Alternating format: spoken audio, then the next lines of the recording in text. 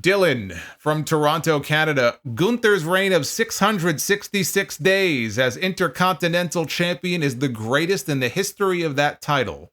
But was it also the greatest reign for a secondary singles title across all of wrestling history?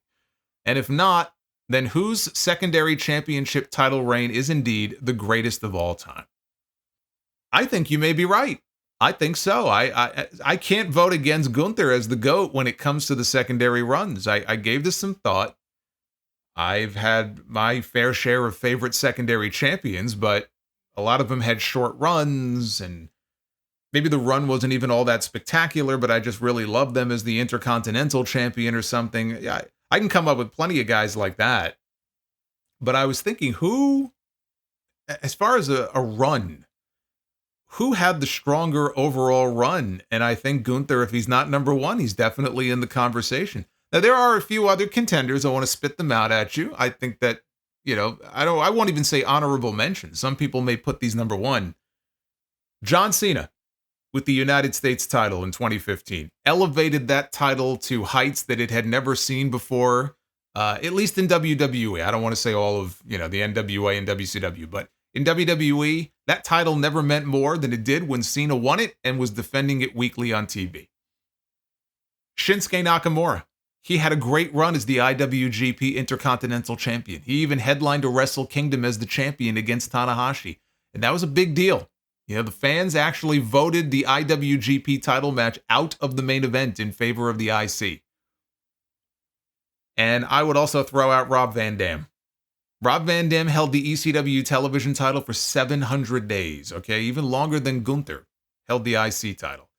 The only reason he lost it was because he got hurt, and he was forced to vacate it. That's a pretty legendary run, too. And you know what? I'm going to throw him in here, too. I'll give one more to you, because I do think that he deserves a mention here. The Honky Tonk Man.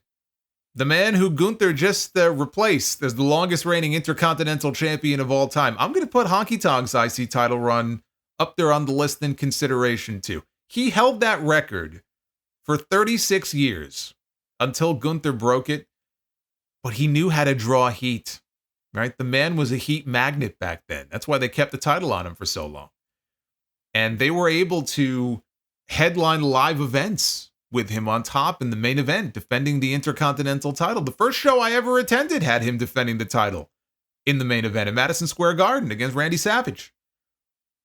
So I can't sit here and say that that had never happened before, because I would imagine that back even in the 70s maybe, or the early 80s, I would think there had to be some shows that headline with the IC, maybe Don Morocco defending it or something. I don't know. I don't know offhand. Maybe it was the first time that ever happened.